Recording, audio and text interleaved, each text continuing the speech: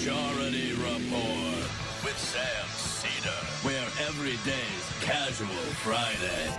That means Monday is Casual Monday, Tuesday, Casual Tuesday, Wednesday, Casual Hump Day, Thursday, Casual Thurs, that's what we call it, and Friday, Casual Shabbat. The Majority Report with Sam Seder.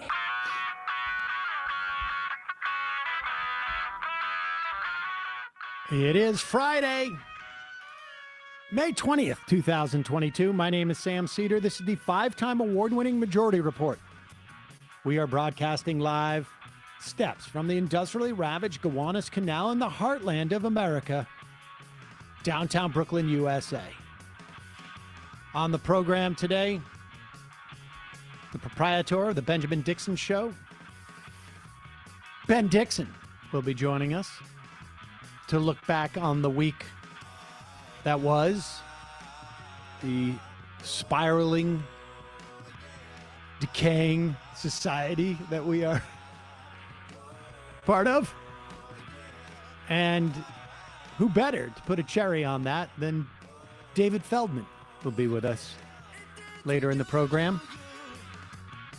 Meanwhile, Zelensky says eastern Ukraine completely destroyed as the UN warns of famine in the wake of the Russian invasion. The bread box of that, it's an area that provides wheat around the world. Meanwhile, in this country, the Federal Fifth Circuit ruling on the Securities Exchange Commission could cripple government functions. We've been talking about this. It's coming, folks. Senate passes $40 billion more for Ukraine weapons. Meanwhile, Senate Republicans block $48 billion in COVID relief for small businesses. Ballots are still being counted in Pennsylvania as Oz and McCormick lawyer up.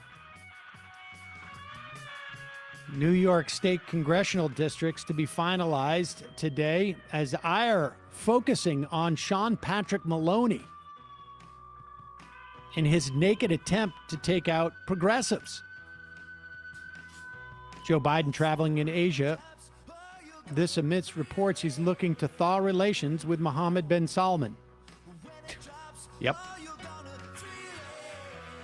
Oklahoma passes bill banning abortions and some birth control. You wouldn't know it if you read the New York Times. Elon Musk accused of sexual harassment. Apparently SpaceX had to pay out hundreds of thousands of dollars to keep accusers quiet.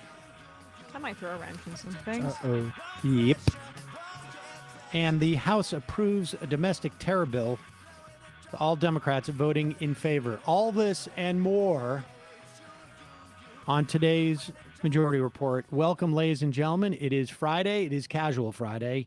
As such, if you are watching this program, you can confirm this by the soft-collared shirt that I am wearing. Yes. Emma Vigeland here in person, of course, to also verify. If you don't have a calendar and it's one day of the week, you'll be able to know what day it is by your shirt.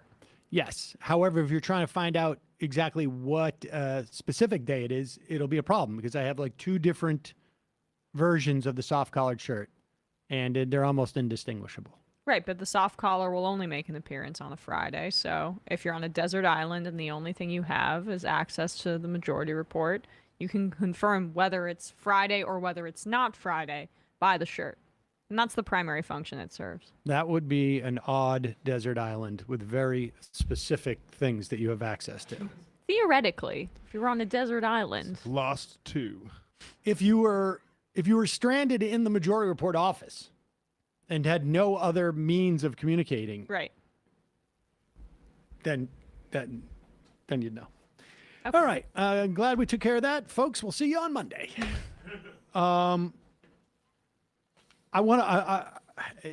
may not get to it today. I really want to obviously talk about this Fifth Circuit panel. It's nuts. It is completely breaking precedent, which, we're going to be saying that a lot when it comes to the Supreme Court. However, the Fifth Circuit, and this one's out of Texas and Louisiana, is supposed to be directed by Supreme Court precedents, and it is very clear on this at this point, anyways. But the Fifth Circuit, it is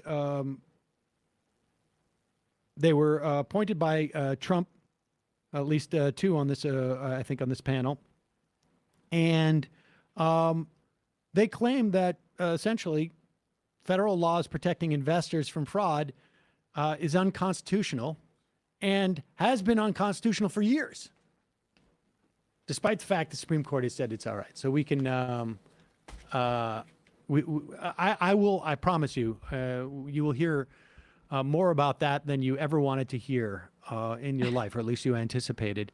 At one point, this show was completely dedicated to, wasn't the Janus ruling. It escapes me for the moment. I think was it Janus? One of the two, there were two separate cases. One that did not get resolved because Scalia died essentially after they heard it. That made private sector, or I should say public sector unions, they were not allowed to collect an agency fee. And we talked about that for a long time. The show basically became dedicated to making sure that people understood that and the implications of it.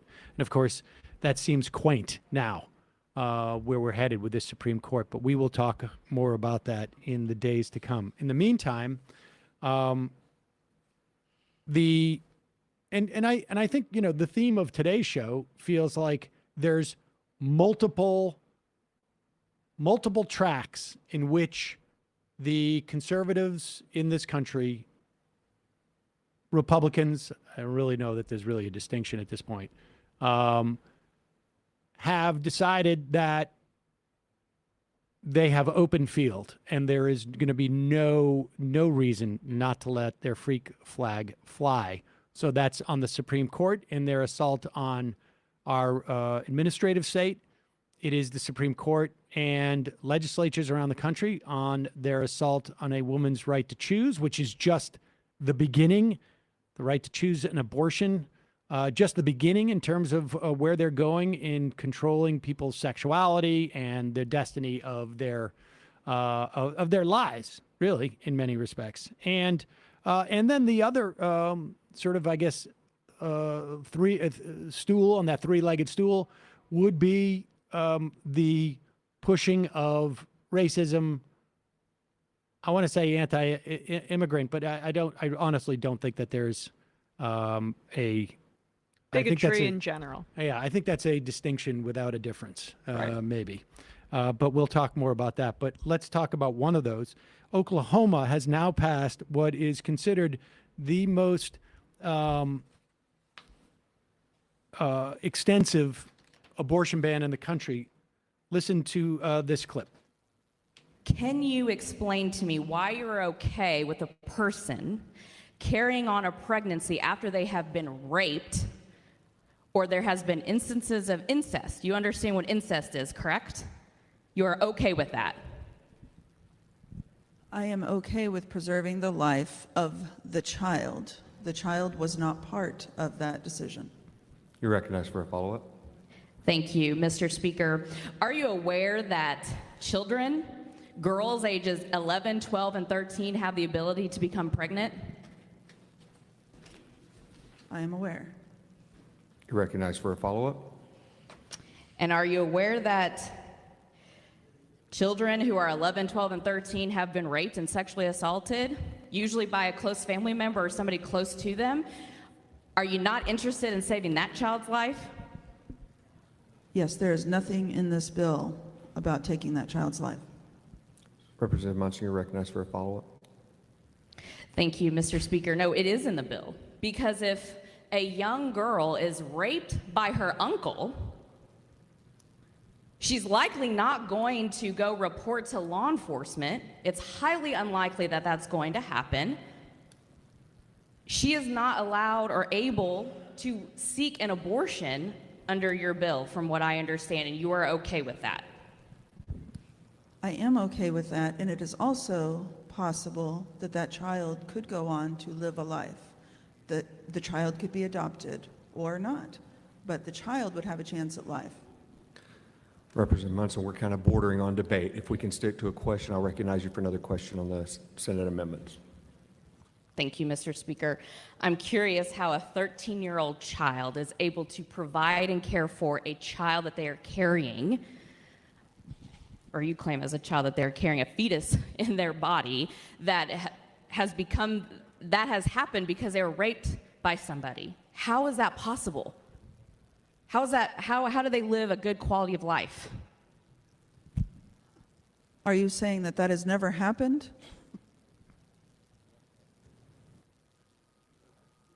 So smug. Yeah, there it is. The New York Times wrote it up like this. Yes, this was ridiculous. You had to get to the fourth paragraph to fully grasp what they were talking about? Well, this is, it says, the legislation prohibits abortion from the moment of fertilization and relies on lawsuits from private citizens to enforce it. If the governor signs the bill, it would be the nation's strictest measure and would take effect immediately. This is modeled on the Texas law. But I want you to just listen carefully. The legislation prohibits abortion from the moment of fertilization. It is not an abortion from the moment of fertilization. From the moment of fertilization, you're now talking about multiple means of birth control. Fertilization is not even conception. And even after conception, there is no, well, it goes on to say the measure itself, the bill defines an unborn child as a human fetus or embryo in any stage of gestation from fertilization until birth. Well, fetuses and embryos are not part of a stage of gestation from fertilization until birth. You're not even a ballicist. Am I saying that right? Ballicist? Blastocyst. A blastocyst, exactly. I've had this problem literally for 40 years in biology in high school. You're not even one of those for like 5 days. You're just a mass of cells, not too different from like what they cut off if you have if the doctor thinks that you might have like the beginning of skin cancer. I mean, well, yes. So now you're getting into morning after pill, IUDs, etc. Yes. And like, frankly, that's what should be front facing about this. That's why the New York Times article that you cite was frustrating, because this is not just an abortion ban. Exactly. It's as you say. And just a critique, and I've made this point a few times, but I understand the highlighting of extreme instances like rape and incest or incestual rape of a 13-year-old child. That's horrific, horrific, horrific. And I see that if you're a Democrat in the red state, the value is to highlight the brutality of Republicans. But the reality is that a great majority of abortions that are sought or would have been sought if this abortion ban in Oklahoma, wasn't very likely to go into effect now that the legislature has passed it, don't meet that criteria. And so when you emphasize these extreme instances, you, in my opinion, are making abortion a dirty word, an immoral act, that if you engage in it after, say, you and your boyfriend in your 20s, you're not ready to have a family, well, that should be stigmatized. And so I wish the conversation was framed in a different way, frankly. I would like to see in those instances, and I agree with you on that. I mean, I think there's some value in bringing that up, but I think really by making that the sole point of argument, you are missing the point of the argument. And really what it should be is we should have lawmakers in those instances questioning the other lawmakers. Why aren't you arresting the mother? Why aren't you arresting? Why is this just about a lawsuit? Why aren't you arresting them? Why aren't we talking about criminal statutes on penalties that will exist for years and years? Why, if this is a person who is being murdered are you not calling for jail time for mothers? Jail time for parents who bring kids in if they want an abortion. That's the way you do this, because you force them to adopt their own frame, which is that this is murder, this is a person, and that's the way. If you want to bring out that extremism, that's the way you do it, in my estimation. Yeah, and well, eventually that's what's going to happen if the Republicans gain control of the presidency and there's a federal ban on abortion. They're going to scapegoat black, brown, non-white, non-affluent mothers, go after them by some aggressive AG, I think, in these states on a criminal level. Eventually, I think that's going to be the playbook, but I agree there's value in highlighting it now, getting out ahead of it. There's apparently been 1,600, since Roe v. Wade, 1,600 women who have been prosecuted in relationship to their, what do you call it, stillborn births, and 1,200 of those have been since the year 2000. It's my understanding. So it's happening, but it should be highlighted that it's happening. I can already see a case where a woman has a miscarriage, and they're going to claim that the mother was doing drugs, or that she created a hostile environment for the fetus as that fetus's earthly vessel, and that's murder because of that. That's coming. All right, we've got some announcements and some messages from sponsors that we will get to, and then we will bring Ben on. Just wanted to highlight that the letter hack has gotten permission in his licensing, or I should say, has gotten permission from Leisha Brooks. He is now making his Brooks design. Can we pop that up? Available for purchase on the Letter Hack Redbubble shop. Portion of the proceeds goes to the late Michael Brooks, will be donated to the Boys and Girls Club in Greenwood, South Carolina. So check that out. You can go to, we put the link in our podcast description. So the Letter Hack is selling that great poster of Michael. So folks should check that out. Also, today's program is sponsored in part by one of our favorite sponsors. Oh. Sunset Lake Seder from sunsetlakeseder.com. Use the code Left is Best to get 20% off. They had some representation at the show in Boston. I saw. And they just sent, I don't know if you guys have tried it out. I've tried it out. They have a new product. And if you use the promo code SLEEP, you'll get 30% off of this. It is sleep gummies. I've tried it 2 nights in a row now.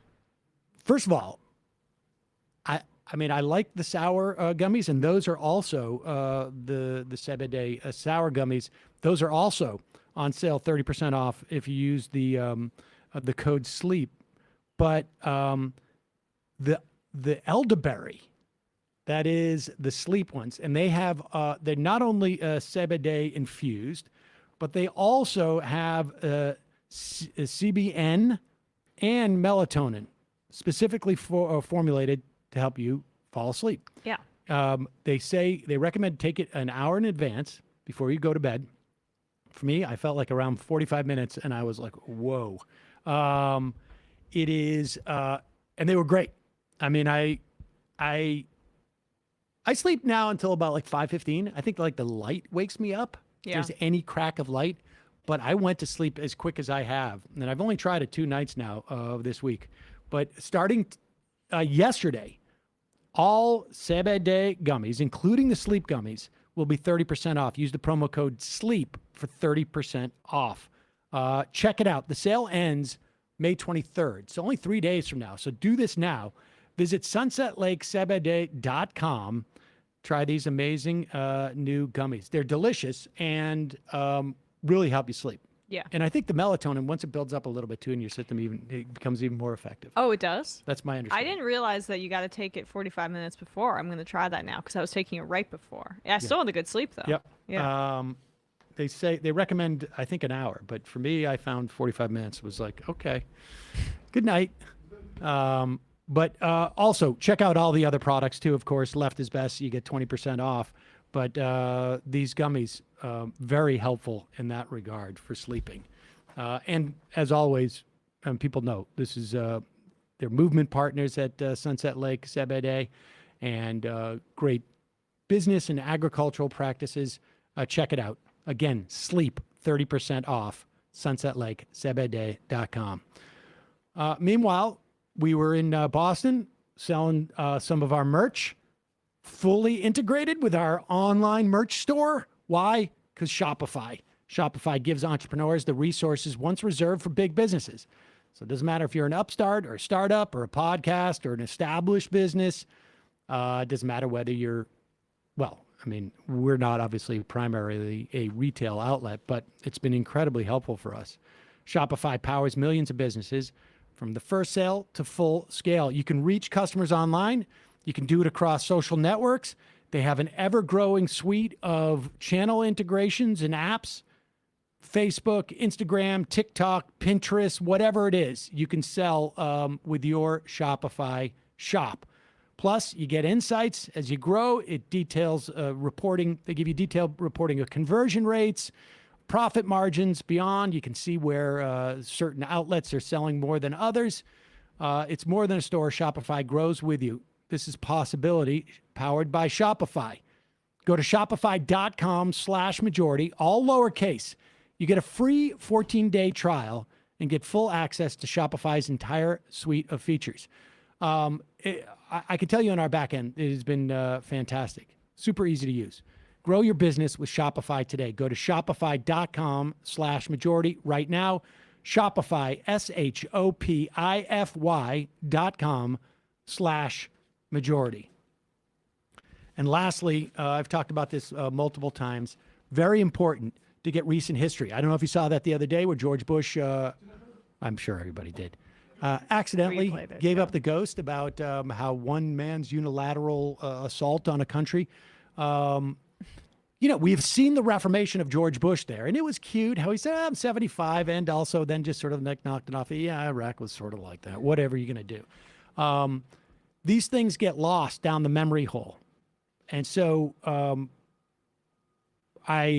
this is one of the things I like about Fiasco. It's a new Audible original. It's a documentary-style podcast series. It's hosted by Leon Nefok. He was the co-creator and original host of Slow Burn. So if you like the classic seasons that Leon and his team made about Watergate and the Clinton impeachment, you're going to love Fiasco. Each season of Fiasco goes deep on a huge, important story from American history. Brings it back to life through original histories with key players and witnesses. It's weird for me to hear, like, the AIDS era is, like, contemplated as history. But, I mean, and I was in college and beyond at that time. But it's really important for folks to understand, what happened with the last time we had a deadly virus that in many respects was a pandemic, if not an epidemic. It transformed society, but also the way that our political leadership responded to it, and particularly Reagan. And you can also see stuff about Koch in New York. The newest season of Fiasco, like I say, is all about the AIDS crisis. Check it out. You can listen to the new season of Fiasco exclusively on Audible. Just go to audible.com/fiascopod or text Fiasco Pod to 500-500. All right. Want to welcome to the program. I think we have him by phone. He is the proprietor of the Benjamin Dixon Show. His name is Ben Dixon. Ben, what's happening? We've got a wonderful photo of you. I know, looking very snazzy in that photo. Hang on. Well, I can't see the photo because I'm using this amazing app that I know our friend Kyle in Common made. So I don't know what I look like, but I'm glad to be here with you guys. It's that one with you with the yellow background. It's your profile picture. Yeah. Oh, the one where I look like I'm walking up to heaven or something? Okay, Exactly. well, thank you. I appreciate it. Ben, good to talk to you. You know, we were going back and forth on what topics to talk about this week, and there really is a sense of like things are a mess right now, and there's also a sense, it seems to me, that the right is starting to feel like they're running downhill a little bit, like they have a lot of momentum, and on some level they're headed out of control. There was a domestic terror bill that passed, and to be honest, like there's no new punishments that are associated with it. It's really just like coordination on primarily, I should say, coordination on following so-called domestic terror groups. I get a little worried about these type of things, and I would have appreciated more skepticism, I think, from more progressives in the House. But we clearly have a problem in this country, and we've had it for years, with right-wing extremists. I mean, what happened in Buffalo can only be described, it seems to me, as terrorism. It was specifically aimed at changing our politics. Yeah, it was most certainly terrorism of the highest order. Racial terrorism, racially specific terrorism coming to kill Black people. And the problem is that we like to have thought that the racism would die out. But it seems as though these Neanderthals have gotten really good at passing down their knowledge. And this new generation, they are just as bigoted as, in fact, they're worse, because they're willing to go and pick up guns and think that this is a game. What happened in Buffalo happened before. Mother Emanuel Amy. Dylan Roof went into that church where people welcomed him in. See, I know this because I come from the church, and I know that when a guest comes into a church, no matter what color you are, race, it doesn't matter. You are going to be welcomed. So they welcomed that little Neanderthal into that church, and he killed them. And now we have what happened in Buffalo. So it is racially specific terrorism. And I just want to ask America, how do you expect Black people to respond? Well, this was also the justification for the Christchurch massacre, not in the United States, but still the one in Quebec, the one in El Paso, Texas, and the Pittsburgh massacre as well. But, I've been hearing from Republicans that it's just the other side of the wokeism coin. So maybe it's not that big of a deal, the Great Replacement stuff. There's so much there. And I don't know how much time we have, but I would plenty. like to say, okay, thank you. Because, this country has a problem on its hands. It really has to make a decision. Is it going to follow the white supremacist order that helped establish it? And now they have become the barbarians at their own gates. Are they going to continue with this order, or are they going to follow people who are going to lean towards reason, logic, peace, solidarity, and coexistence? Because this is a trying of America's soul, and this is its last chance. Because Black people ain't going to sit down and take this. Not at all. I remember, and real quick, Sam, I was doing a lot of writing for an online publication after and during the election because, they were excited. Oh, we got this guy who took down Michael Bloomberg, and he can speak from the Black perspective. And then after they killed George Floyd, they asked me to write, and what did I think? And I said, I think Black people should arm themselves. In the same fashion, the Second Amendment has guaranteed us we must arm ourselves and defend ourselves because we have a right. And there's nobody on the face of this planet who's going to say that we are supposed to sit here and let these people gun us down and the police are supposed to protect and serve. It's time that we protect ourselves. I want to play this clip of Marjorie Taylor Greene because it really does feel like there is from top to bottom or from side to side, within the context of this new, more fervent, or I should say resurgent, and maybe we can even address that. It's not like the racism went away, but it does definitely feel like the existence of a black president sort of made some of these people a little bit more white knuckled in terms of holding on to, and I think what we're seeing is that white knuckles, and it gets pretty ugly. Here is Marjorie Taylor Greene, and a lot of people say, oh, she's an outlier. She's like one of the top fundraisers in the Republican Party. I mean, literally one of the top fundraisers. An outlier, you said. Yeah. Yeah. Okay. I was like, did you say ally? No, No, you said outlier. Yeah. Like a marginal figure. But in fact, she's like one of the most prolific fundraisers in the Republican Party, and that is and her power is indicative of that within at least as a spokesperson. Here she is talking about the Buffalo shooting, and particularly the House passing a law regarding domestic terrorism. I rise in opposition to this bill. I find it shocking to hear language coming from my colleagues across the aisle accusing Republicans of the horrific shooting in Buffalo, when in fact the shooter's manifesto himself, he acted as a lone wolf. No Republican had anything to do with that. I also find it shocking to hear these accusations coming from the party that supported BLM riots that caused over $2 billion in damage in cities and communities across the country. Now, when we're talking about identity politics, we should remind one another that there were 6 people murdered and 62 others injured by a Black American who drove his car through a Christmas parade in Waukesha. There was also a Black American that shot and injured 23 people on a New York City subway. I'm not hearing any of those examples as domestic terrorism from my colleagues across the aisle, and I don't understand why. I think these acts should be blamed on the people that are doing them, not on people's identity and their skin color.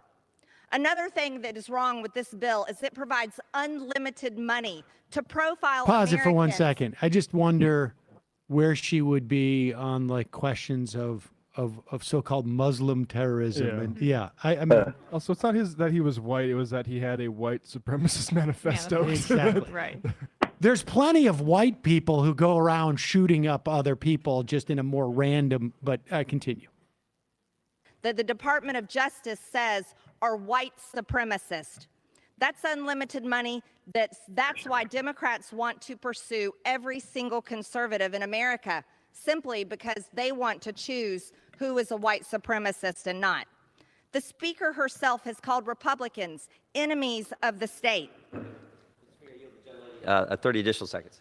Gentlelady is recognized. If the Speaker does not like Republicans' politics and considers us enemies of the state, we all know what domestic terrorist will mean to Democrats. That will mean anyone who stands in their way in their lustful quest for power. This would be parents that are trying to hold people accountable with their tax dollars for how their children are taught, or anyone else that they want to blame for something they want to use for politics. Thank you. I yield back. No, he, I think, was a terrorist because, or a white supremacist because of the white supremacist manifesto he wrote, and then the terrorism that he committed. It's pretty straightforward. Ben, do you think this is just identity politics or what? I think it's the best reason to be pro-choice, because if anybody should have ever been aborted, it should have been Neanderthal Marjorie Taylor Greene. There's definitely an argument. I think that we would be far better off were she not here.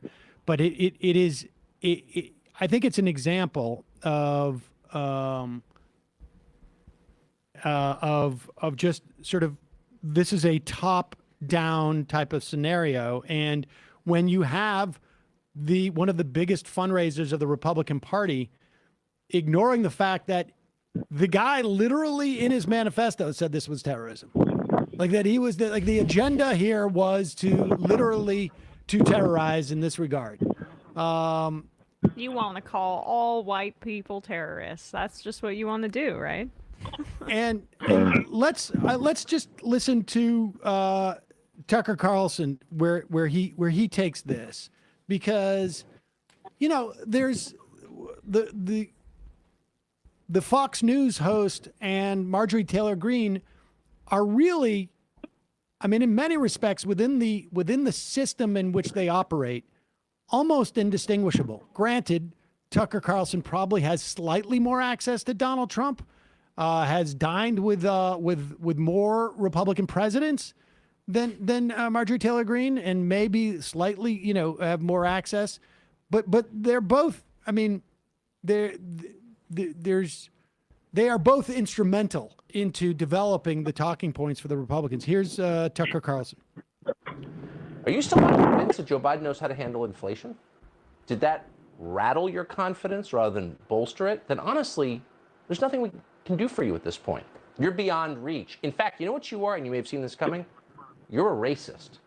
That's what we call people who continue to ask complicated, long questions about Joe Biden's economic program. They're racists, and getting rid of them is America's greatest problem. Here's MSNBC to remind you. Mitch McConnell won't come close to delivering the condemnation of white supremacy that Joe Biden did today. Because what? Because they make up part of the Republican coalition? I mean, what is the explanation for why not? This is always what the right does to appease the white supremacist movement by saying, hey, free speech.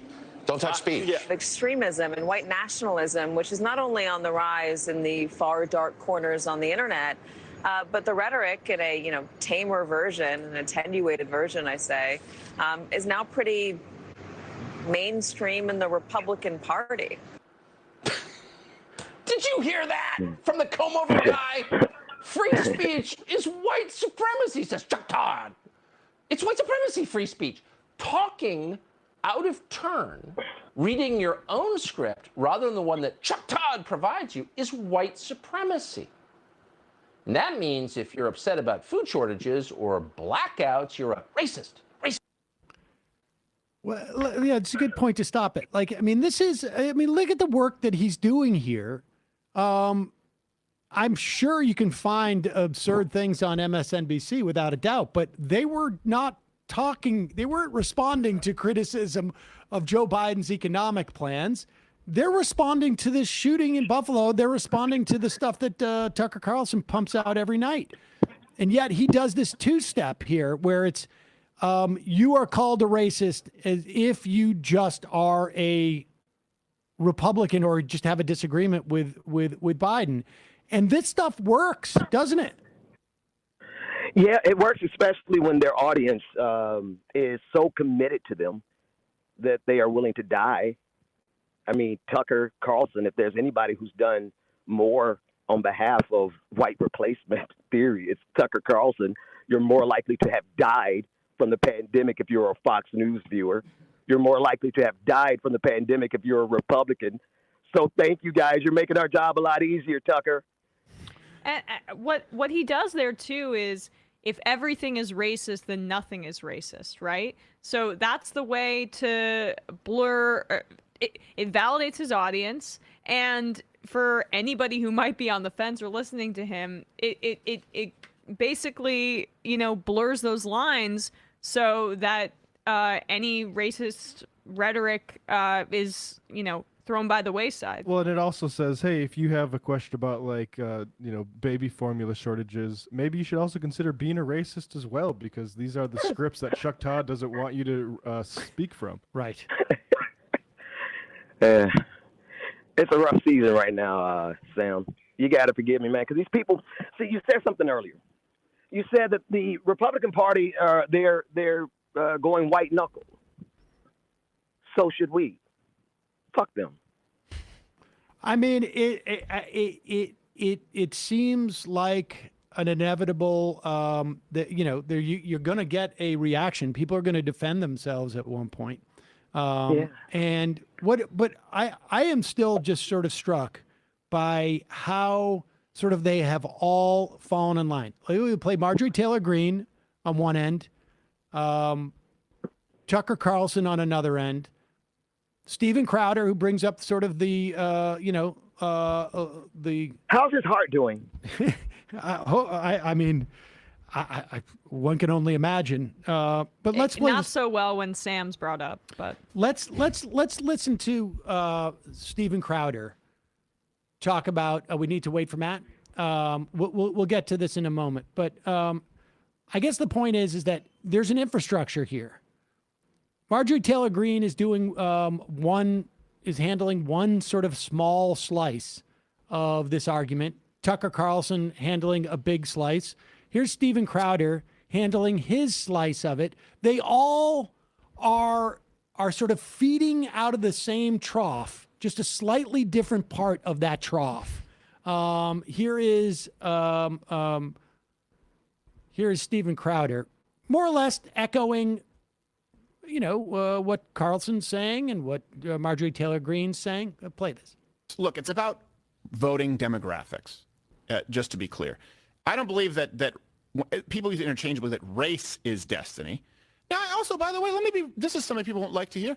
I also don't think there's anything wrong with white Americans wanting their neighborhood to look similar to how it looked with their dad and their grandparents. And, people tend to be comfortable around people they were raised with.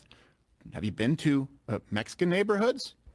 Been to largely black neighborhoods? Pause it for 1 second. Pause it for 1 second. I mean, this is, put aside for just a moment the fact that he doesn't say moms.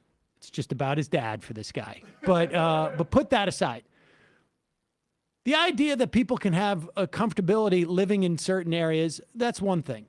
But to say, but he doesn't take the next step to explain to us why those neighborhoods existed, what was involved in the existence, what the implications of those in terms of education, in terms of jobs, in terms of real estate, in terms of intergenerational wealth. Yeah. I mean, they gloss over all of this. And granted, he's talking to, 15 and 16-year-olds, don't have maybe the sophistication for this, but he's carrying this water too. Who? Crowder. Crowder? Yeah. Yeah, no, I'm just really thinking about these people, these Christians. I mean, I'm a Christian, but not their type. They better hope God isn't real, because if they are real, we'll get to that another time. If I had a heart like Steven Crowder, I would not be evil like that and actually think I'm going to heaven. I talked to Jesus this morning while I was high, Sam. Crowder is not going to heaven, man. He better hope that God is not real, bro. Yeah. Well, that's maybe why he's packing heat. He knows where he's headed. Let's continue on here with his. I just got it, Sam. And we should also say, Crowder talking about white Americans. He's white Canadian, but somehow he finds an affinity. This dude's not even American. With the legacy Americans. Yeah, these are not the people that he grew up around. If he grew up in Canada, that's a different nationality. But then he conflates it with Mexican neighborhoods.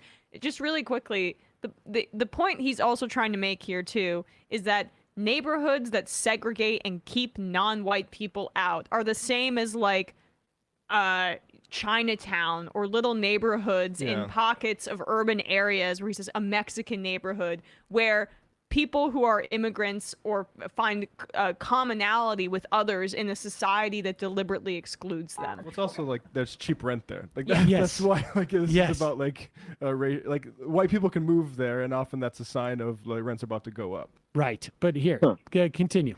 White Americans wanting their neighborhood to look similar to how it looked with their dad and their grandparents. And, people tend to be comfortable around people they were raised with. Have you been to Mexican neighborhoods? Been to largely black neighborhoods? This is a natural process that takes place. Doesn't mean that you should seclude yourself, but I don't blame black people for watching black entertainment television. Magnanimous. I don't blame Latino people for watching Telemundo. Now pause it for a second. Now, this is the jump he's just made here. From you live every educational expert I've ever spoken to has said, tell me what the area code is, the zip code where they're living, and I can tell you what the educational outcomes are. But he makes this jump to what people want to watch on TV, as opposed to everything that is associated with, again, intergenerational wealth, education opportunities, job opportunities, essentially all of the material needs that you have that are associated with where you live. is the same as, well, you want to watch something on BET? I mean, I'm not going to, that's... Well, you pointed it out, or Matt, the key word there was natural. He's naturalizing the way society is structured so that, hey, if white people all live together, that's just their choice because they feel more comfortable, as opposed to all those policy decisions that created that. And hey, if more white people are in positions of power than black people or in Latino people, that's because naturally they're smarter and better at succeeding. And that's really, what's downstream from that. Keep Blame watching black and... Go on. No, I was going to say, isn't this the same dude who dodged your debate and dodged mine, Sam? Like that, he really presents himself to be some kind of. Anyway, go ahead. He's packing some heat here. Continue. Television. I don't blame Latino people for watching Telemundo. I understand that we have different tastes because we have different cultures. Melanin doesn't determine how you vote. This dude's from Canada, and he's adopted the white American culture. As a white American from North Dakota, I can say that me and a lot of my white American friends watch BET after school all the time. Like what? What? Give me a break. Come on. Determine how you vote. Unfortunately, it's about buying votes from the Democratic Party. Like you said, they realized they weren't going to be able to buy the votes of, for example, Italian Americans who came here and started businesses and were paying taxes. They realized this back then, so they said, let's bring in a bunch of people who are basically indentured servants from these countries. So they'll be grateful to us, and they'll vote for us. Well, okay, now pause you see it that again. changing a I'm little bit, right, sorry. with those- I have to bring up what Talia Lavin said to us yesterday about how under these great replacement white supremacist assumptions, non-white people have no agency, right? They're only like, well, I mean, I know he's trying to draw on some obscure historical example there. Matt, maybe you can explain what the hell he was trying to say there. But specifically to now, when they claim, it's a deliberate attempt by the elites to try to replace us, they don't treat the people who are doing the replacing as having any decision-making or agency of their own, which is like it's just another layer of the racism of without what a they're doubt. talking about. I mean, the fact is, his historical reference is a complete fabrication. If you know anything about machine politics, and let's say New York, in terms of like every time immigrants came into town, this is exactly what was done here. Now, of course, we don't have those type of machine politics where people are actually literally getting payouts from the person that they want to vote for. And we know, statistically speaking, that in many cases, a lot of immigrants share more of these conservative values with Republicans than they do with Democrats. And the idea that, yes, the people just come in to sell their vote is just absurd. But continue. They'll vote for us. Well, now you see that changing a little bit, right, with those same Asian Americans back then. You're no longer convenient for them. And you're starting to lean a little more right. So let's now bring in more people from Mexico. Let's make sure that our policy favors people coming from these countries that hey, look, you remember who helped you, right? You remember who brought you in? You remember who, even during a pandemic, we paused is it Title 42? We paused Title 40, right? Remember we I thought the pandemic was over. Remember how to vote. Wait a second. We instituted Title 42. He's exactly wrong about that. He's talking about now. He's talking about now, Biden getting rid of it. But I thought the pandemic's been over, bro. It's also this notion of like now they're looking for people. First of all, it is not easier for. There's no proposals that make it easier for people coming from Central America in any fashion whatsoever. I mean, it's just.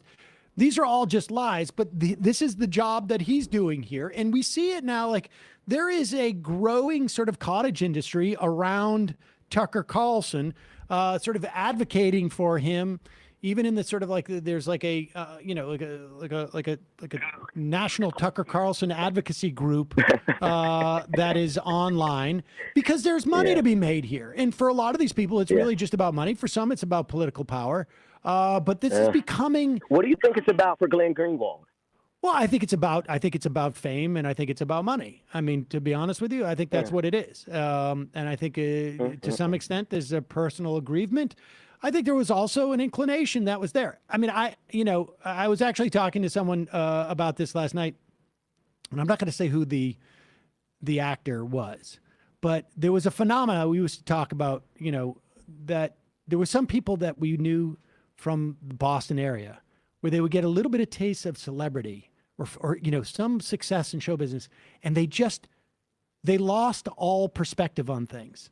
And there was one person that we knew who that I knew who just like after the smallest bit of success had assumed that they were superstars, and that this person got fired from being on this show, Murphy Brown. This is a while back. We got fired on day one giving a line reading to the star of the show, to Candace Bergen, and because they were so deluded.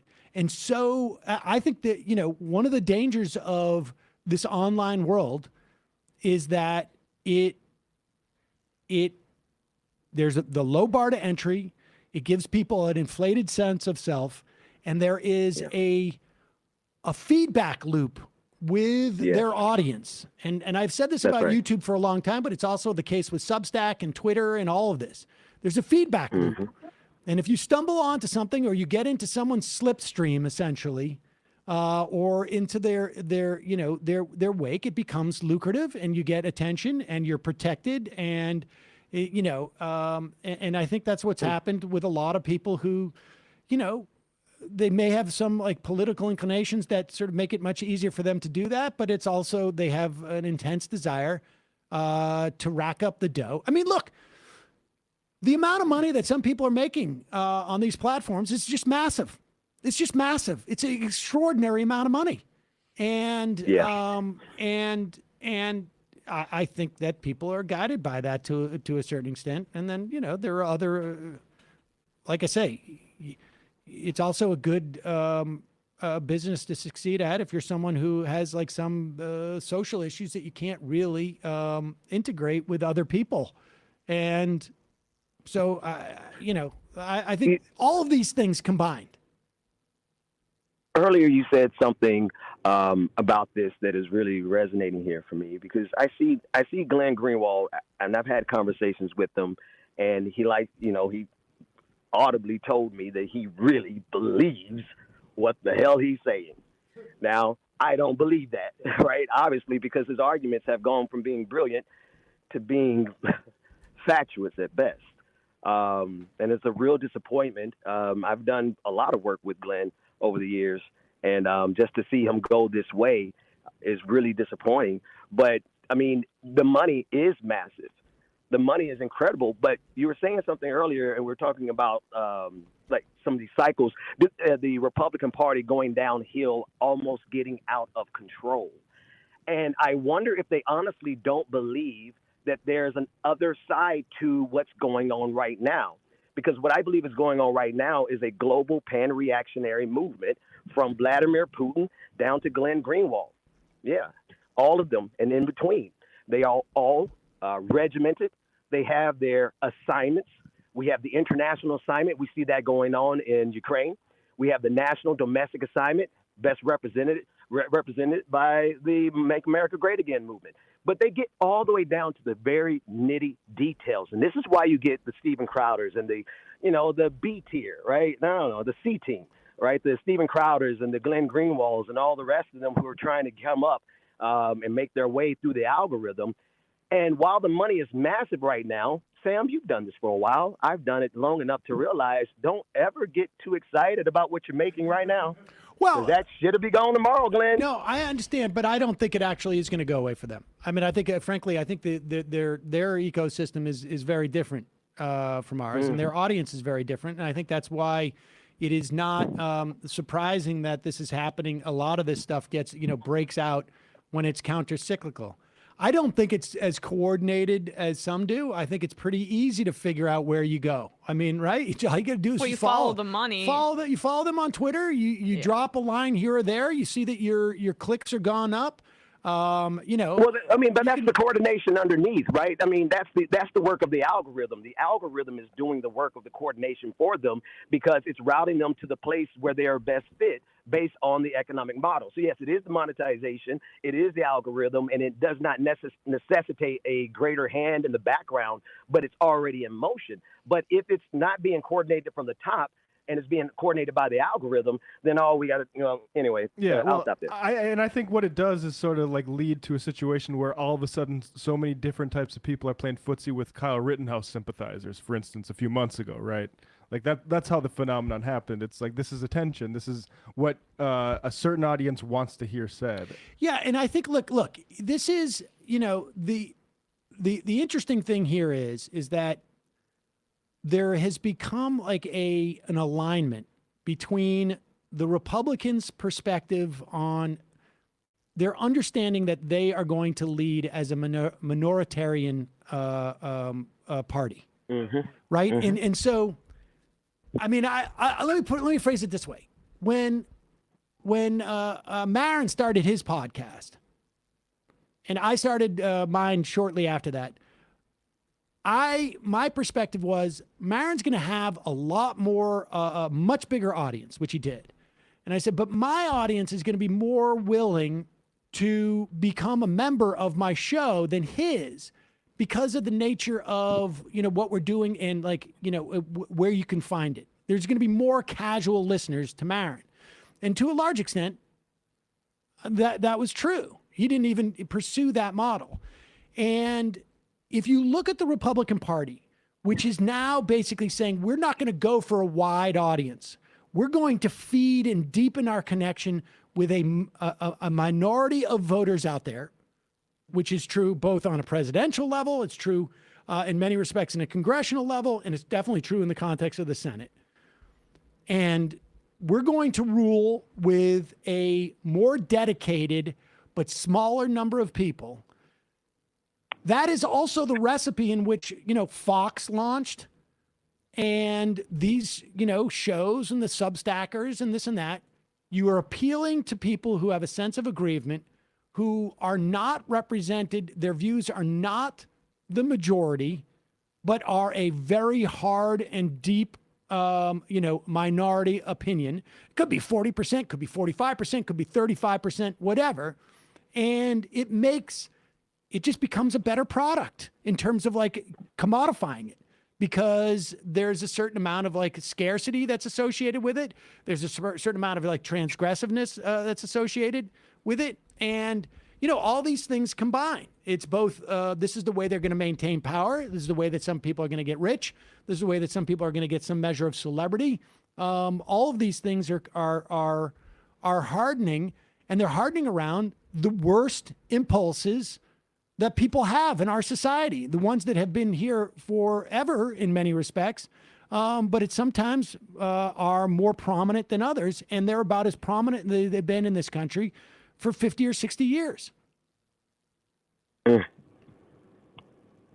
Yeah. Well. No. Amen. Yeah. Well, Ben? Yeah, man, it's been a real one. Yeah. It's been wild. Oh, well, let's end with some good news. Well, it's not really, I guess in some respects it's mixed news. We're making lemonade out of some lemons down here. You are I listen doing to something different. Yeah. Should we play? Well, you did this in one of the songs. Well, tell me about your recording career. Yeah, who knew? But yeah, Sam, I've been a musician all of my life. And I got out of music around 27 because, that's about time. If you haven't made it, you need to go do something else. And I'm glad I did, because I found this and I'm better suited for this. But I'm also able to cross-pollinate the skill set. And I was doing work in Duval County, North Florida. And it's near Jacksonville, for those who may not know the area. And when I tell you Jacksonville is turning into, if not worse than, Southside Chicago. Every single weekend, at least 3 black people are killed, young teenagers, children. And, I've been talking with some of the pastors around here, and I also been talking to some of the trap houses. And on one night, we were at the studio, shout out to Win Lab Studios, and the whole team over there. One night we were there, me and my producer, J Mile, we were working on one of the songs. And the song was about the 1963 Buddhist suicide, public suicide. And it reminded me of Win Bruce, how people are so committed to their causes that they're willing to die. And yet we're in a system that the algorithm sends people to morons like Steven Crowder.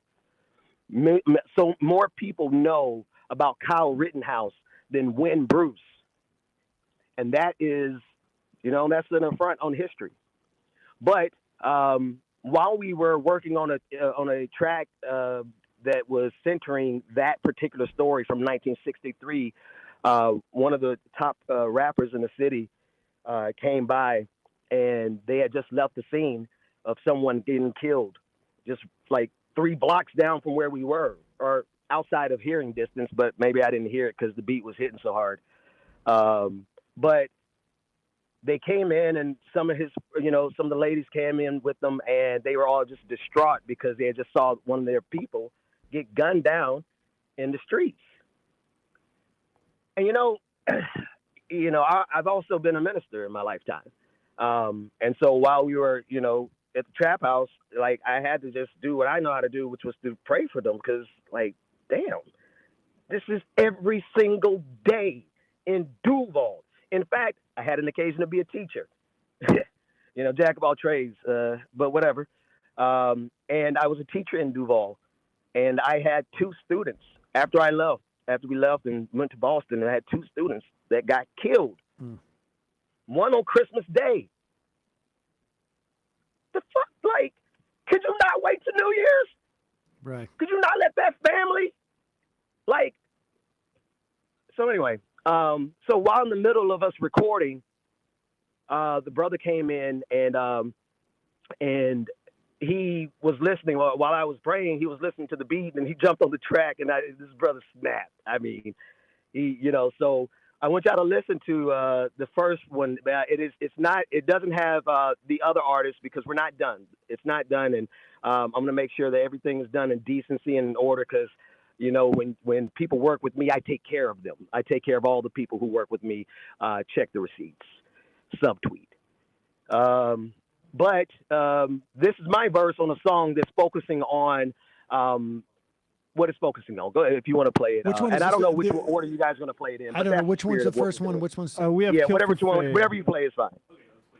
All right, we'll play this clip. When I walk outside, that shit be dangerous. Man, why you had to kill him? You just want to be famous. You want to be real, learn how to be a man, learn how to talk it out. Look me in my eyes, put your fists up, I ain't gonna pull it out. When I walk outside, that shit be dangerous. Man, why you had to kill him? You just want to be famous. From Duval to Senegal, from North Side to Palestine, I see my people applying pressure, putting it down on every side. Limb Turner out the burning, keeping mamas up in morning. Little Curtis really hurt us, shut them down Christmas morning. They say no weapon formed against me shall prosper, but where the weapon come from, they kill Prosper. Now tell me how you think we supposed to react when a white boy run up in the store and shoot up everybody black. And Black said gun plays in order, but Flint still ain't got no water. So Vladimir, let me remind you, their hand no brick grinder, won't be NATO, pull it behind. Y'all niggas be with it, can't say that I blame them. Bullets on their side, that shit be nameless. When I walk outside, that shit Where are we going to be able to buy this? Pretty good. Pretty soon you'll be able to buy it everywhere, because I'm going to flood the market with this shit, man. Like, I ran out of tweets, but I didn't run out of bars, and I'm coming for blood. Well, I'll be canceled. They don't think they can cancel somebody? Let them come cancel me. The last thing was Vladimir Putin, that last line is for you. Send our sister home, or ain't NATO going to be pulling up behind you. Black folks from all of Africa, from the diaspora, are coming after you. Ben, we will we will wait for that to come out, and then we'll back on, and we'll talk more about that. In the meantime, you got a Patreon for that, or for the show? Yeah, man. We need a re-up. Patreon.com/the BPD show. Can y'all send me some resources so I can tear this shit up? There it is. We'll put a link to that in our YouTube and podcast description. Ben Dixon, always a pleasure, man. Oh, and Sam, I hate to do this. I know you got to go, but I just want to say I am so grateful to the letter hack for what he's doing for Michael Brooks' Thank you, Letterhack. Love him. I'm doing work with him, but more importantly, I want to get that poster. And thank y'all, Majority Report, because nobody, you guys helped me break through the algorithm. You guys gave me an alley-oop, and so I appreciate y'all. Oh, anytime, man. Appreciate it. Thanks for coming on. Thanks, Ben. Talk to you soon. Okay, y'all. All right. Ben Dixon, folks. Head over to his Patreon, the BPD show. Yeah. I don't know why I have trouble with the. We'll put a link to that at our YouTube and our podcast description, and at majority.fm. Meanwhile, do we have now? Do we know where he is, folks? This is a little bit unfortunate, but joining us via phone is the host of the David Feldman Show. God. He's already causing problems. It's already. You may have heard the David Feldman Show. If you have, you are unique in that. Congratulations. David Feldman Show is a nationwide show, like anything that is on the web. Mm-hmm. International show, honestly. I think he does it on terrestrial radio, which is also sort of shocking. Do we have him? How does he do any of this? He was in the waiting room, and now we lost him. Do you want to have him? Can we get him to call in? Maybe we'll just read some IMs until he comes. Yes. John from Tucson, Ben Dixon destroying the mic. Let's go. Casey Answer, I love the show. I wish there were more Emma and Matt sports takes. Appinva. Sam, to your point about YouTube algorithm, after watching about an hour of the Binder Tim Pool conversation, about half my recommendations on YouTube are for Tim Pool videos. Sure, I'm not alone in the Majority Report audience. Punch Drunk Pulpit. Absolute nightmare that soon we live in a country where a police officer can rape a woman, impregnate her, and then arrest her for getting an abortion. Tirj from Mexico. Sam, I did a video essay on what you were discussing with Ben Dixon. So sad I couldn't join the discussion. I guess Black Guys on the Show is a Highlander with you. There can be only one. Just kidding. Hope all is is well. Gonna try and visit y'all when I'm in New York City next month. Peace. Let's wait. Who wrote in that? Tirj from Mexico. I think that might be Jason. Really? Yeah. TIR. Oh, this is Revolution. Jason Yes. from Mexico. Oh, okay. Yes. I can't. Tirj. I know it. You're right. Turge. Turge. I don't know who that is. From Mexico. What's going on? Do we have Feldman? Why would he have such? Okay, KC Answer. Bo, the fifth column would be an excellent guest to chat about community networks and how the Army's new rifle could affect the gun debate in America. Left Okie. Ben is on point. I am with him. F the Republicans. I'm done with this shit. Agree with Sam. Listeners at MR are more willing to become members because the message is based in a solid foundation. Best $10 I've ever spent. Where is he? Is he going to call in on the thing? Okay. One of the Koch brothers. My fiance left me, and I really don't want to live. She was all I had. The only reason I woke up in the morning. Left is best. I'm so sorry. That sucks. But if you found one fiance, you'll find another. That's the way I look at that. 100%. Yes. There is no way, statistically speaking, that there's only one person for you to get engaged with in this country. This is an anti-soulmate podcast. Totally. Yeah. And chances are, if she left you, not the right person for you. Right. Exactly. My sweet friend who sometimes says cheesy things like this, but now I'm invoking it because it's right. My friend Christy says rejection is protection. And I actually think that that's a pretty good mantra, honestly. What's going on? Ay. Fabucat, you guys should know by now how AIPAC has captured much of our politics. Okay, do we have him? All right. Like I say, folks, unfortunately, now apparently joining us via phone, David Feldman. He is the host of the David Feldman Show. which is Hey, before I know we haven't. I'm sorry we couldn't get Kindler this week. That's yes. Hello, David. Matt debated Tim Pool, right? Yeah, he did. Hi, how are you?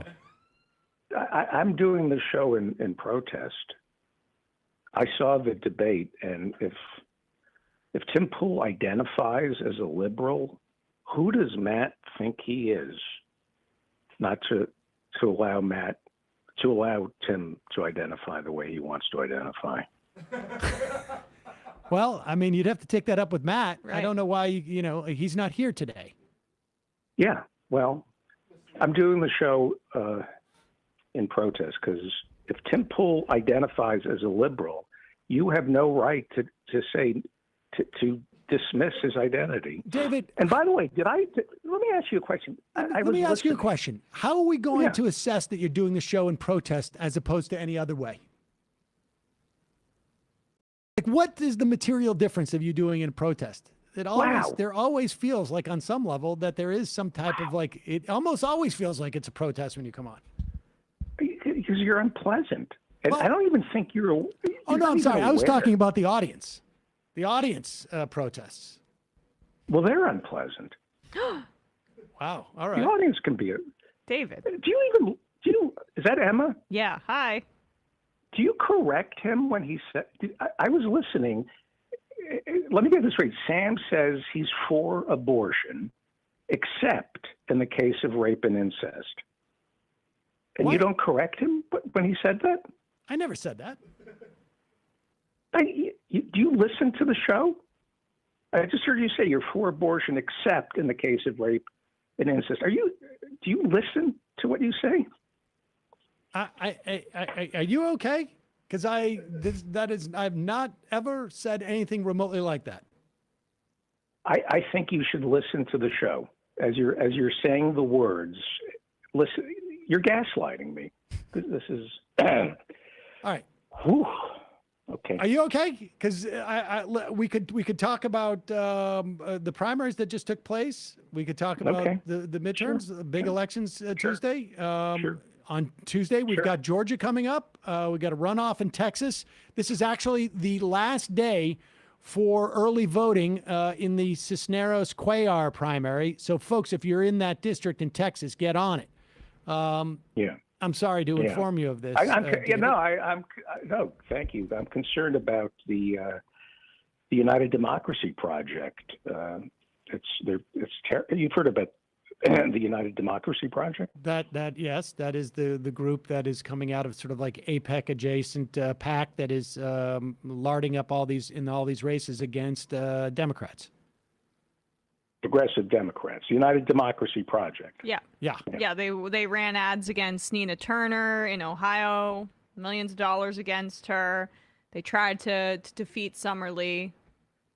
Mm-hmm. Yeah. Spent millions defeating Nita Alam in North Carolina. Right. Yeah, the United Democracy Project. But do you know who the United Democracy Project? You know what their truth is that they're hiding? Yeah, it's AIPAC. It's the same people behind the American Israel Public Affairs Committee. I just said that. Yes. Yeah, it's AIPAC. Yeah. Look, I know a lot of Jews change their names, but I never thought the anti-Semitism would get this bad that, even a rabidly pro-Zionistic political machine like AIPAC would have to change its name to fit in. This is really terrifying, Sam, that AIPAC had to change its name to the United Democracy Project just to feel safe and walking down the street. I mean, even AIPAC now is afraid of being Jewish. I mean, I never thought it would come to this. Yes, I think part of the reason why you probably never thought it would come to this is because I don't think that's why AIPAC changed their name. I think they wanted to create You're like the Jews who stayed behind in Nazi Germany and said, this is going to pass. No, unbelievable. I didn't. No, I just think that the point is they're not even. They just wanted they funnel in a lot of money and they just wanted to sort of like influence democratic politics without. I am terrified in America that AIPAC had to change its last name to United Democracy Project. I cannot believe that even AIPAC had to change its name. It didn't change its name. The name is AIPAC. They just created the United Democracy Project as an add-on. It's just another way of filtering money. I'm on Charity Navigator right now looking at AIPAC's tax form, okay? Okay, right here, 2020, AIPAC goes by the name, right? Baruch Shlomo AIPAC. What? That's the name on its tax form. Baruch Shlomo AIPAC. Now I'm looking at their 2021 form, and they're going by the name Chad Hollingsworth United Democracy Project III. There. David, they changed their name. AIPAC is still AIPAC. They never changed. I don't know what form you're looking at. Yeah, right. AIPAC isn't Chad Hollingsworth United Democracy Project III. And I suppose Sam Lipschitz never changed his name to Sam Seder, you coward. Are you talking about me? My name was never Sam Lipschitz. Sam Lipschitz never changed his name to Sam Seder. No, not me. I don't know if there's another one out there, but not me. You're saying Sam Lipschitz never changed his name to Sam Seder. I am saying my name is not Sam Lipschitz. It never was. Of course, not anymore it isn't. And that's my point. Why should your people feel so afraid to live their truth in today's America? Live your truth, Sam. Okay, what do you mean your people? David Feldman. Your people. David, where are you exactly? Because you sound like, is everything okay? You sound oh, here we go. How can I put this now? Distracted. I'm paranoid. Gaslighting me. Here we go. Gaslighting. I'm not gaslighting you. Yeah, I'm paranoid. You're claiming AIPAC changed its name. AIPAC changes its name, and I'm paranoid. Okay. Well, you also did accuse me of changing my name, and I did not do that. Wow. Between you and Jon Stewart, just admit it. I don't know what Jon Sam Stewart's Lipschitz. original is. Sam Lipschitz. I think you're thinking of Jeff Ross, actually. But no, it doesn't matter. Are you all right? Where are you right now? Well, unlike you and Emma, I don't live in a bubble. I'm out with the people. I'm at a Starbucks in Battery Park, and something is happening. Yeah. So, something is happening in America. You wouldn't know. A fresh wind is blowing, and workers are saying, "I am somebody." I'm at Starbucks, and there's a fresh wind blowing. So wait, so you're saying you're with Starbucks Workers United with those folks? What's that? I'm sorry, Starbucks Workers United. That's the unionizing. They're the ones who are unionizing Starbucks stores across the country. In fact, I think they just did the 78th one. It's in Massachusetts. I think it's in like Mattapan or something like that. I just read today. I don't know about that. What do you mean you don't know about that? Well, I don't know. I guess that's good. I mean, I'm all for. Wait. Didn't you just say? There's something, you're at a Starbucks and something's a fresh wind is blowing, and I'm asking you if you're with the people unionizing the Starbucks people. I didn't hear about the Starbucks Workers United. I read something. I'm just waiting for my macchiato for David for 20 minutes here. Wait a second. You claim to be a lefty from way back, right? Like a union man. Very right? much so. Very much. How do you not know about Starbucks Workers United? They've unionized now 78 Starbucks across the country. There's been stories about Howard Schultz and. Yeah, that. Yeah. Okay. All right. Yeah, they're picking on the little guy. It's outrageous what's happening in these stores. They're bullies. Okay, so you do know about the Starbucks Workers Union. You're there in solidarity with the union. Is that what you're saying? I'm here in solidarity with the little guy, standing up against, the unconscionable bullying of poor Howard Schultz. The CEO of Starbucks. You're saying that he has been. You know him? You know him too? Well, I don't know him personally. No. Well, he's a great guy, and he's holding up under so much it's heartbreaking to see what this man is going through.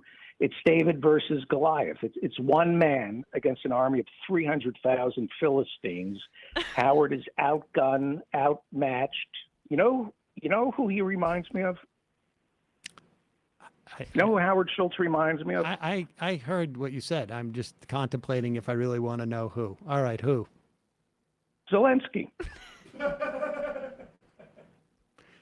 So let me just be clear here. You're saying that Howard Schultz, the CEO of Starbucks, is like the president of Ukraine. Yes, exactly. They're both getting unconditional support from the Biden administration, and that makes me a little proud to be an American right now. All right.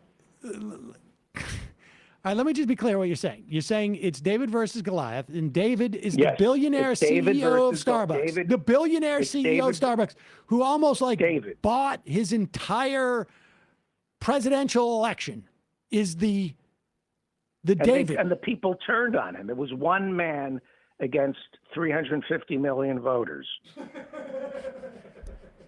They turned on that man.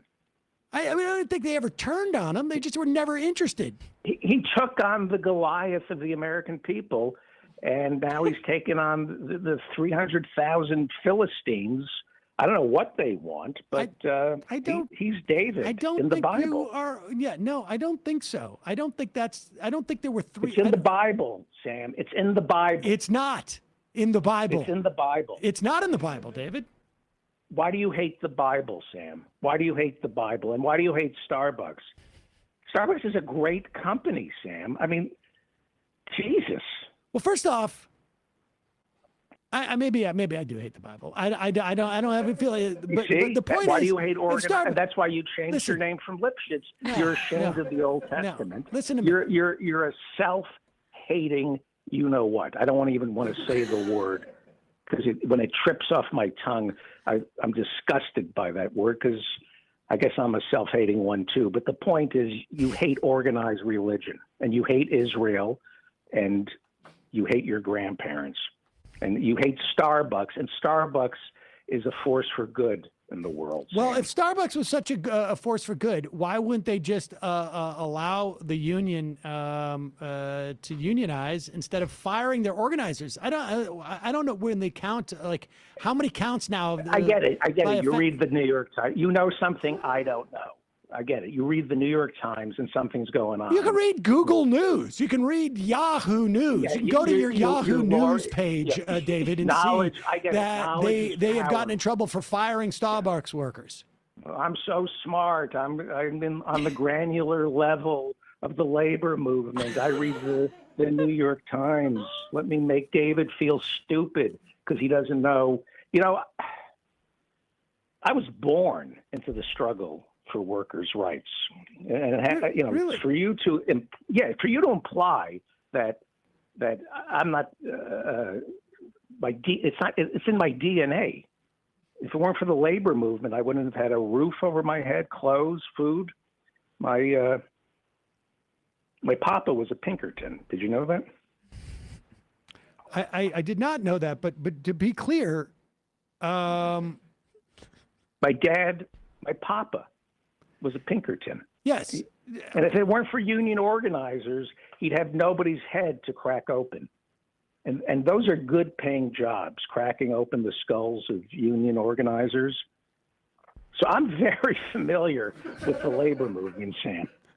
So every day, my mama packed my papa's lunch. Yeah. She said a little prayer, sent him on his way to that picket line, and he crossed that picket line and he held his head up high and he cracked those skulls. He cracked those skulls.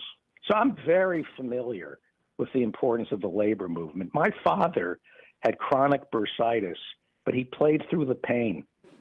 He'd come home, my mama would soak his bashing elbow in a bucket of ice. He never complained, never saw a doctor, never took a day off, except for Yom Kippur. Right.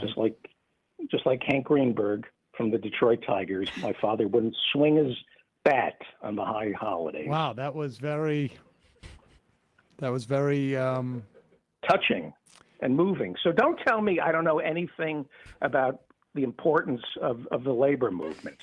David, I mean, got to be honest with you. I think that My explains father was lot. a great man. My father He sounds a was little great bit man. reprehensible, like a little bit disgusting.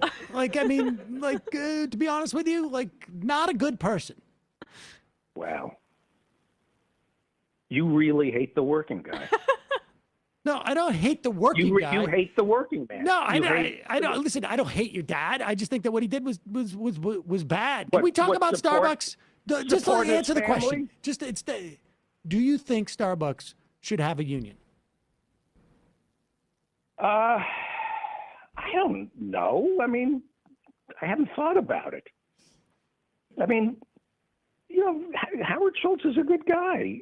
He's a good employer. I like to think that people like Howard Schultz, you know, he treats his workers so well they don't need a union, like those kids picking coffee beans in Guatemala. Did you know they make 18 cents an hour this year? That's like a 3% cost of living adjustment. I mean, I don't think they need a union. Well,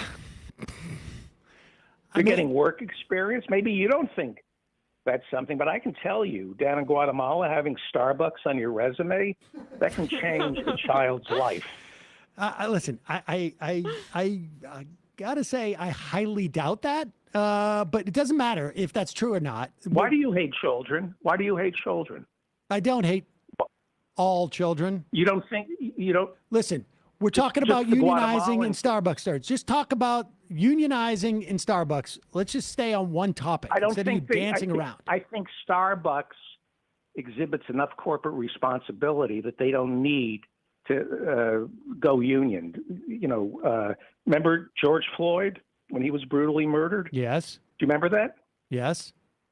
I cannot tell you the number of Starbucks cups that I saw with the words Black Lives Matter printed on them.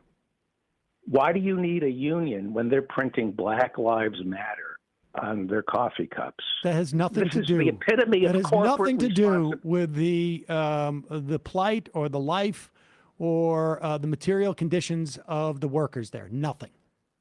Wow. So you're saying all lives matter? No. You're saying you really? Do you? Okay. No. Okay. I didn't say that.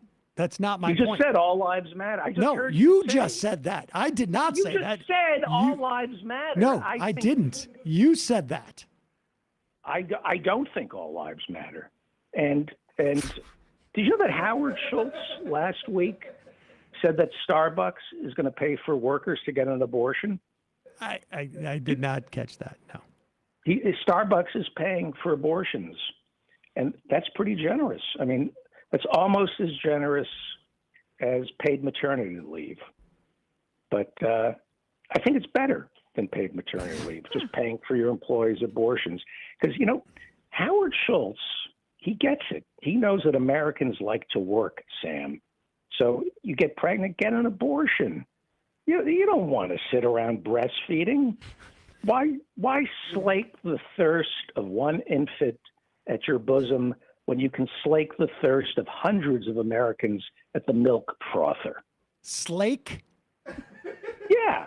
Well, Slake. this is why Howard Schultz is giving out free abortions, because he knows that the female employees would rather slake the thirst of hundreds of Americans at the milk frother than breastfeed one idiot kid. Aside from the whole use of slake, frankly, it just sounds to me like you don't like unions. I love unions. I do. I just don't think they should be asking for money. Christian Smalls, Staten Island. Yeah. They get a union. What's the first thing he does? Give me money. It breaks my heart to watch somebody like Christian Smalls and take the labor movement and have it fall prey to this crass, disgusting obsession with money. It's tacky. It's first off, you don't talk about money. It's not. I don't know how you were raised. First off, I know you're. Listen. I know your parent. You were fresh off the boat. But my grandparents taught me don't talk about money. What are you talking about? Yeah, you're nouveau. You're, Ellis Island. We look down on you. I visited Ellis Island with my kid in her elementary school, but I didn't. Give me an extra scoop of sour cream at Yonah Schimmel's. I had a great day. I got an extra scoop of sour cream, Honestly, non-dairy. I'm fresh I'm off starting of to that. worry about you because I think you're having some type of episode. I don't remember. I don't know what you're talking about. Look, your parents talked about money. I'm third, fourth generation American. We don't talk about money, and that's all unions do. They ask for money, and it's tacky. It's tacky. First off, we had union organizer on the program 2 days ago saying this is about dignity. But also, David, you should know that one of the primary functions of unions is to ask for more money, more wages for their workers. And that's gauche. That is something that belongs in the old world, Eastern Europe, from the shtetl.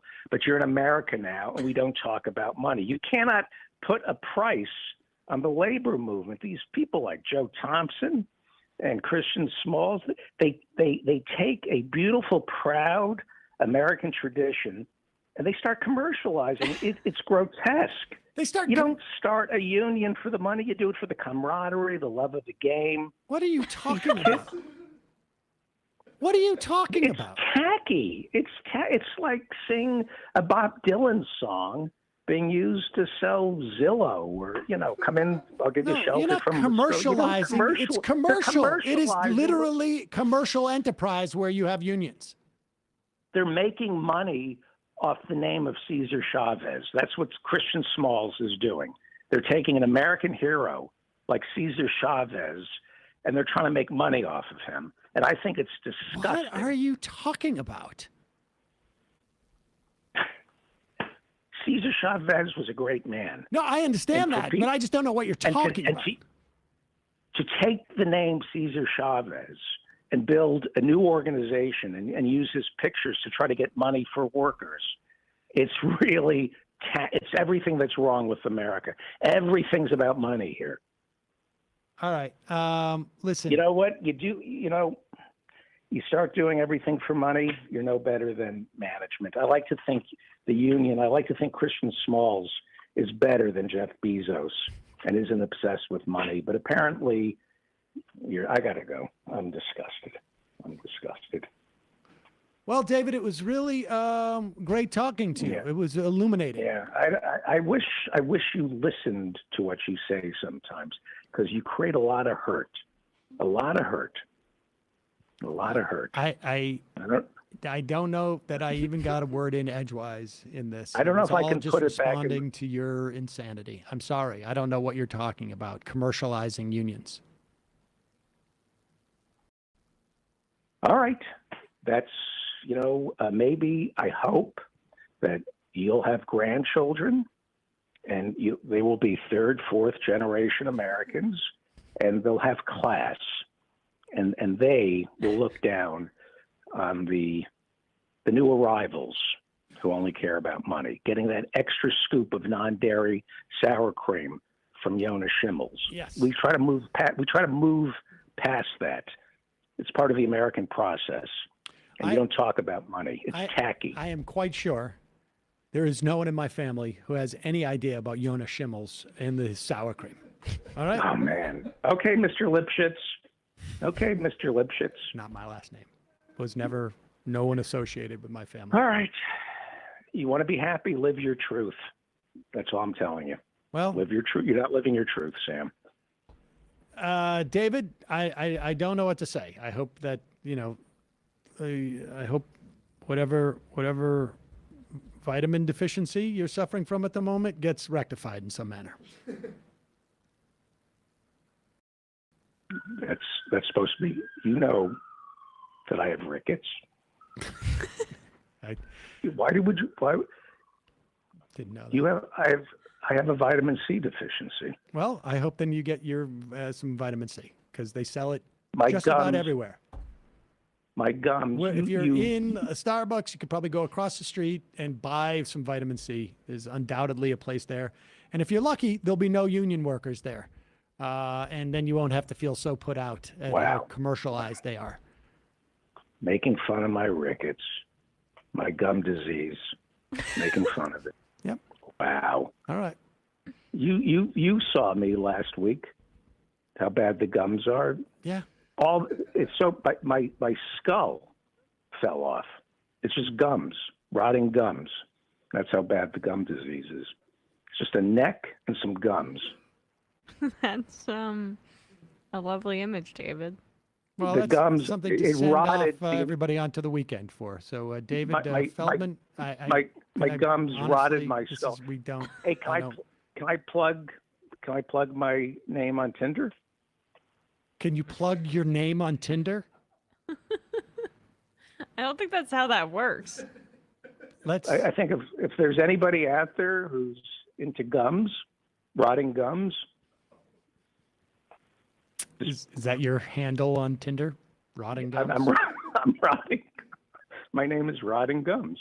All right. Well, I don't know how people search that on Tinder. At but least you're upfront about it, yeah. David. If you, I guess the upside is if anyone out there comes across your profile, Rotting Gums on Tinder, at least they know what they're getting. So. Tail of the comet, my friend. Tail of the comet. You don't want to be the fiery ball on Tinder. You want to be at the end of the trail, finding the hundreds of thousands of women out there who are into rotting gums. Tail of the comet. That's how I work. Right. Okay. Well, David, this has been interesting. So thank you. All right. And, thank you. I hope everything. Thank you. I'll pray for you. Yep. I appreciate that. Believe me. Okay. Yeah, good day. All right. Yep. All right. Bye-bye. All right. Bye. When I was in Spain, there was these vans that you could they're like social service vans that you could send to do like a wellness check on people. Right. I don't know why you thought that. Why did that occur to you right now? Might need to head down to the battery park. Why would that have occurred to you right at this moment? That we should, yeah.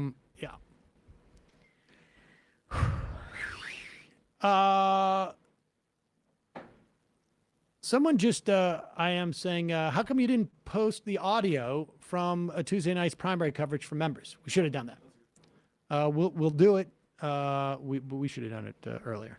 Sam Lipscheder. I don't know. Lipschitz? Nico from Wisconsin. Is David joking? Is this a bit? I honestly, I have no idea. I wouldn't even know how to characterize what we just heard. Ladies and gentlemen, we're heading into the fun half of the program. Still got a little bit of time.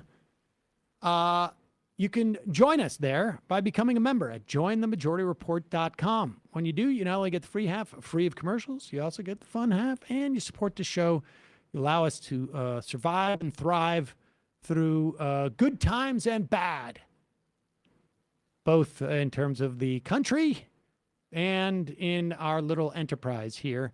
Again, if you are one of those people who do not have the financial resources to become a member, but you want access to the fun half, send us an email, write in the subject line, fun half, at majorityreporters@gmail.com. We will lock no one out for financial reasons. If you are one of those people who are not financially strained, but you enjoy the show a couple of times a week, I don't know, one time a week, whatever. If you think there's value to it, become a member at jointhemajorityreport.com. Also, we have all sorts of like tangential, what am I saying? Like within the universe of the Majority Report. We've got community at the Discord. Go to majoritydiscord.com. Places where people connect with other people, organizing, ask questions. I mean, it's a great community, majoritydiscord.com. You can also sign up for the AM Quickie at amquickie.com.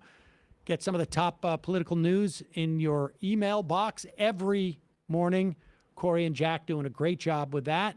And then, of course, check out shows like The Left Reckoning or Literary Hangover in the Matt Leckian media universe. Yeah, for Left Reckoning patrons, this weekend we're talking to Vina Duval on the relationship between race and wages in America, the New Deal legacy, and how current legislation like Prop 22 is a covert way to make sure that folks are still without the bargaining powers that they should have. So that will be patreon.com/leftreckoning this weekend. All right, folks. I just got have you read my email? Sam, what do I do if I want to sponsor a membership? We are looking to set up a system for that. And we're working on that as we speak. Well, we will let you know when we have that, because you are not the first person to make that request. Folks, 646-257-3920. See you in the fun half. 3 months from now, 6 months from now, 9 months from now. And I don't think it's going to be the same as it looks like in 6 months from now. And I don't know if it's necessarily going to be better 6 months from now than it is 3 months from now. But I think around 18 months out, we're going to look back and go like, wow. What? What is that going on? It's nuts. Wait a second. Hold on for a second. Emma, welcome to the program. Hey. Matt. What is up, everyone? Nomi Key. You did it. Let's go, Brandon. Let's go, Brandon. Bradley, you want to say hello? Sorry to disappoint everyone. I'm just a random guy. It's all the boys today. Fundamentally false. No, I'm sorry. Women's Stop talking for a second and let me finish. Where is this coming from, dude? But dude, you want to smoke this 7A? Yes. Hi, me? This me? Yes. Is this me? Is it me? It is you.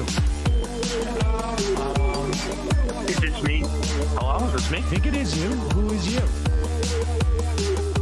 No sound. Every single freaking day. What's on your mind? Sports. We can discuss free markets and we can discuss capitalism. I'm going to go smell it. Who libertarians? They're so stupid, though. Common sense says, of course. Gobbledygook. We fucking nailed him. So what's 79 plus 21? Challenge Matt. I'm positively quivering. I believe 96, I want to say. 857-210-35-501. 1/2. 3/8. 9/11, for instance. $3,400, $1,900. 654 $3 trillion sold. It's a zero-sum game. Actually, you're making me think less of it. But let me say this. Poop. You can call it satire. Sam goes with satire. On top of it all, my favorite part about you is just like every day, all day, like everything you do. Without a doubt. Hey, buddy, we see you. All right, folks. It's just the week being weeded out, obviously. Yeah, sun's out, guns out. I don't know. But you should know. People just don't like to entertain ideas anymore. I have a question. Who cares? Our chat is enabled, folks. I love it. I do love that. Look, gotta jump. Gotta be quick. I gotta jump. I'm losing it, bro. 2 o'clock. We're already late, and the guy's being a dick. So screw him. Sent to a gulag? Outrageous. Like, what is wrong with you? Love you, bye. Love you. Bye-bye.